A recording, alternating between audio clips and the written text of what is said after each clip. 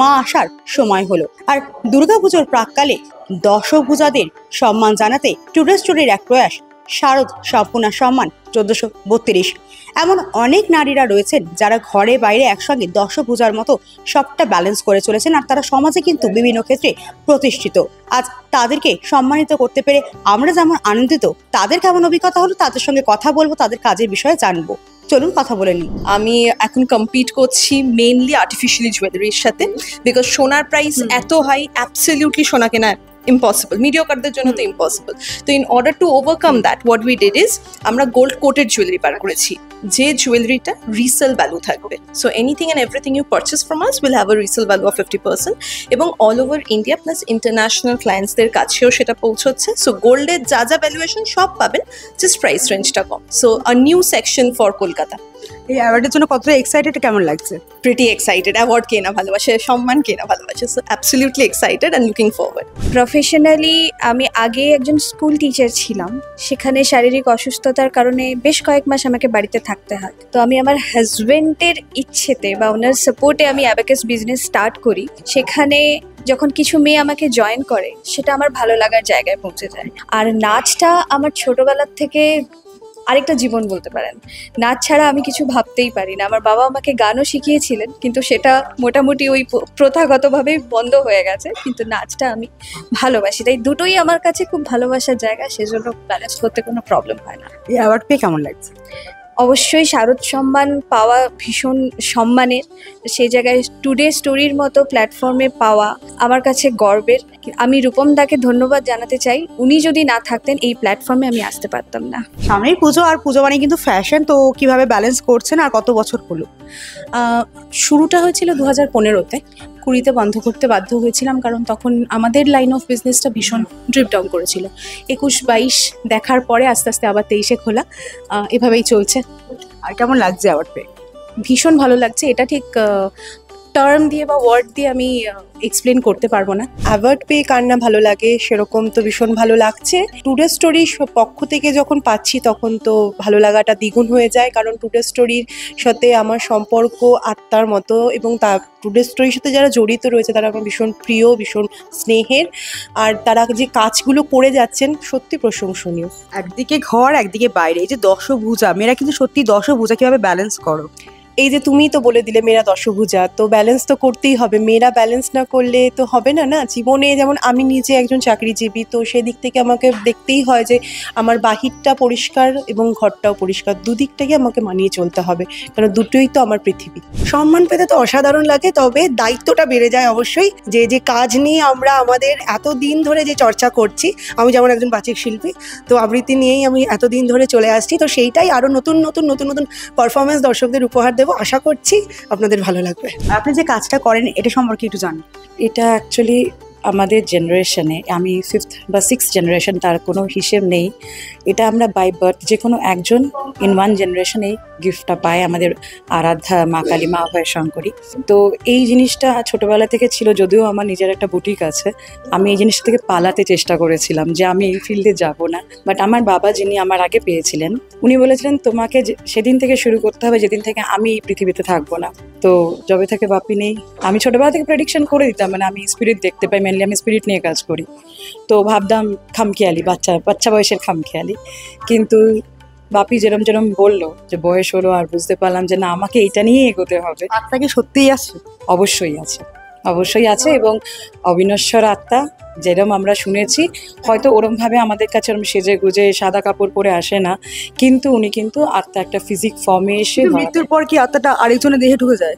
হ্যাঁ, তার একটা সময় থাকে, সেই সময়সীমাটা সে কভার করে নিয়ে তারপরে আত্মা ডিসাইড করে যে সে কার দেহে যাবে, কাকে সে তার মা বাবা হিসেবে গ্রহণ করবে। আর এই অ্যাওয়ার্ড পেয়ে কেমন লাগছে? ভীষণ সম্মানিত হচ্ছি অ্যাওয়ার্ডের জন্য, আমাকে সিলেক্ট করার জন্য অর্গানাইজারদেরকে অশেষ ধন্যবাদ, কারণ তারা সেই যোগ্য আমায় মনে করেছেন তার জন্য। অ্যাওয়ার্ড পেতে তো সবারই খুব ভালো লাগে, দারুণই ভালো লেগেছে। আর এই সুযোগটা এসেছে আমার এক বৃহত্তর পরিবার, যেটা রবীন্দ্রনাথ ঘোষ বাচিক সংসদ, আমি ওখানকার একজন সদস্যা। খুব ভালো লাগছে, আমার পরিবারকে আমি একটা সম্মান এনে দিতে পারছি। আমার থেকেও আমি আনন্দিত, কারণ এটা রবীন্দ্রনাথ ঘোষ বাচিক সংসদের হয়ে পাচ্ছি বলে। দিদি, আপনার কেমন লাগছে? আমার তো ভীষণ ভালো লাগছে। আমি এই রবীন্দ্রনাথ বাচিক সংসদের মেম্বার এবং আমাদের কর্ণধার রিতেশ ঘোষ মহাশয় এবং অপর্ণা ঘোষ মহাশয়া, এদের মারফতে আমি এই দলে এসেছি এবং আমি এদের থেকে এত ইন্সপিরেশন পাই। আমি একজন স্কুলের প্রধান শিক্ষিকা, কিন্তু এই বোর্ড ফিলিং করি বলে আমি এই দলে এসে আমি ভীষণ উপকৃত হয়েছি এবং আমার মন্ত্রণী ভাবটা ভীষণ কেটে গেছে। আপনাদেরকেও খুব ধন্যবাদ জানাই যে আপনাদের জন্যও আমরা আজকে খুবই আনন্দিত এবং গর্বিত। বেকারি বা শেফ এর কতদিন চলছে আর এই অ্যাওয়ার্ড পেয়ে কেমন লাগছে? আচ্ছা, আমার যে কলকাতায় আমার নিজস্ব একাডেমি আছে, MMC make your cakes academy, সেটা 5 বছর হয়েছে। তো সেখানে এখনো পর্যন্ত আমি প্রায় বলতে পারো 6000-এরও বেশি মেয়েকে বিভিন্ন বিষয়, কুকিং আর বেকিংয়ে বিভিন্ন বিষয়ে ট্রেনিং দিয়েছি এবং তাদেরকে স্বনির্ভর করার রাস্তাতেও আমি এগিয়ে নিয়ে যাচ্ছি। আমার উদ্দেশ্যে শুধু যে তাদেরকে ট্রেনিং দেবো তা না, তারাও যাতে আমার মতো নিজের পায়ে দাঁড়াতে পারে, তাদের যে একটা সুপ্ত স্বপ্ন আছে তারাও যাতে সেই স্বপ্নকে পূরণ করতে পারে আর সমাজ আর দেশকে যাতে এগিয়ে নিয়ে যেতে পারে, সেই উদ্দেশ্য ও লক্ষ্য নিয়েই আমি আমার একাডেমিটা আজ থেকে 5 বছর আগে খুলেছি। তো আজকে দেখতেই পাচ্ছেন স্টুডেন্ট স্টোরির তরফ থেকে সম্পূর্ণ সম্মান তাদেরকেই দেওয়া হচ্ছে যারা সমাজে এইভাবে নিজেকেও প্রতিষ্ঠিত করছে, একদম নিজেকেও প্রতিষ্ঠিত করছে এবং সমাজকেও প্রতিষ্ঠিত করছে। শুধু তাই নয়, এই যে এনাদের যে উদ্যোগটা সত্যি অসাধারণ। কেক বেকারি বলে যে বিজনেস উইমেন, তো কিভাবে সামলাও সবটা?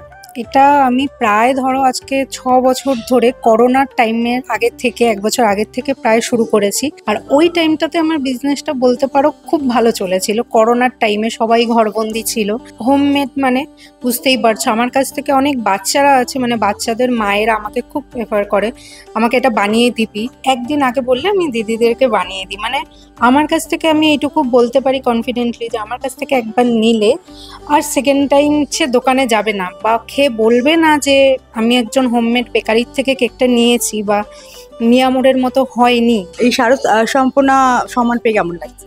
আমার তো প্রচণ্ড ভাল লাগছে। এই নিয়ে আমার সেকেন্ড টাইম, তো আমার প্রচণ্ড ভাল লাগছে। আর সেকেন্ডলি আমার মা আর আমার হাজব্যান্ডকে অনেক অনেক ধন্যবাদ। তারা না থাকলে হয়তো আজকে আমি এই জায়গাতে কখনোই আসতে পারতাম না। কত বছর হচ্ছে মেকআপ ইন্ডাস্ট্রি? আরেকটা কিছুর সঙ্গে আপনি যুক্ত, সেই সম্পর্কে যদি কিছু বলেন। আমি একটা ছোট চাকরি করি বিডি অফিসে এবং আমার শখ হচ্ছে মডেল হওয়ার ছিল, তাই সংসার চাকরি এবং দুটোই আমার শখটাও পূরণ করছি একসঙ্গে, যেটা হচ্ছে খুবই নিজের ইচ্ছা না থাকলে যেটা করা সম্ভব নয়।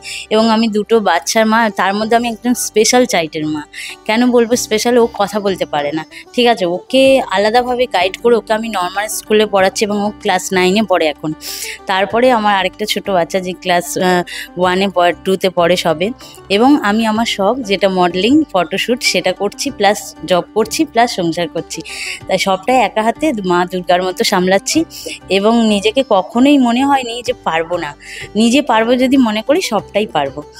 আর এই সম্মানটা পেয়ে আমি ভীষণ খুশি, কারণ আমি অত্যন্ত গ্রাম থেকে আসছি, মানে ডায়মন্ড হারবার মানে বুঝছেন অনেকটা দূর থেকে আসছি এবং সেই জায়গায় দাঁড়িয়ে এইরকম একটা স্বপ্ন দেখা যে ফটো শ্যুট করবে আর যে সংসার সামলাবে, সেটা ভাবাটাই অনেক বড় ব্যাপার। সেটা পূরণ করতে পারছি, এটা হচ্ছে আমার কাছে ভীষণ ভীষণ গর্বের। কেউ বাচিক শিল্পী, তো কেউ আবার এন্টারপ্রেনার, কেউ আবার কাজ করেন আত্মা নিয়ে।